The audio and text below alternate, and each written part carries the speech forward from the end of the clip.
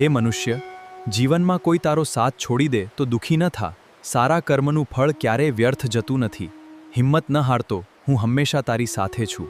શ્રી કૃષ્ણ કહેતે હે મનુષ્ય, જ્યારે જીવનમાં બધું જ ખોટું થઈ રહ્યું હોય ત્યારે સમજી લે કે ભગવાન તને તોડતા નથી પરંતુ વધુ મજબૂત બનાવી રહ્યા છે. એક ગામમાં એક ગરીબ યુવાન રહેતો હતો. તે રોજ મહેનત કરતો પરંતુ તેને સફળતા મળતી નહોતી. લોકો તેની મજાક ઉડાડતા અને કહેતા, તું ક્યારેય કંઈ કરી શકીશ નહીં. એક દિવસ તે ખૂબ નિરાશ થઈને નદી કિનારે બેઠો હતો.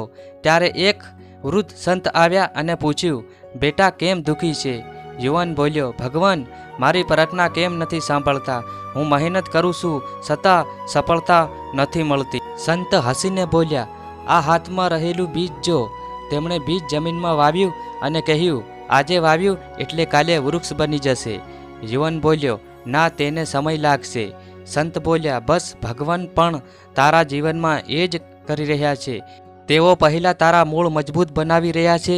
સમય આવશે ત્યારે તું પણ મોટું વૃક્ષ બનીશ. આ શબ્દો યુવાનના હૃદયમાં ઉતરી ગયા. તે ફરીથી મહેનત કરવા લાગ્યો. મુશ્કેલીઓ આવી, નિષ્ફળતા મળી, પરંતુ તેમણે હાર ન માની. થોડા વર્ષો પછી તે જ યુવાન પોતાના ગામનો સૌથી સફળ માણસ બન્યો. જે લોકો પહેલા એની મજાક ઉડાડતા હતા એ જ લોકો આજે એમના પગમાં પડી ગયા. શ્રી કૃષ્ણ ભગવાન કહે છે, સફળતા ક્યારેય એક દિવસમાં મળતી નથી. ધીરજ, વિશ્વાસ અને સતત મહેનત કરનાર વ્યક્તિને ભગવાન સૌથી મોટું ફળ આપે છે.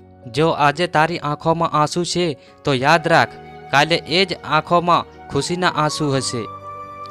ક્યારેય પોતાના સપનાઓ છોડશો નહીં, કારણ કે ભગવાન સમય લે છે પરંતુ યોગ્ય સમય સૌથી સુંદર પરિણામ આપે છે. અંતમાં શ્રી કૃષ્ણનો સંદેશ, કર્મ કરતો રહેજે, ફળની ચિંતા મને સોંપી દે. યોગ્ય સમય આવશે ત્યારે તને તારી કલ્પના કરતાં પણ વધુ મળશે.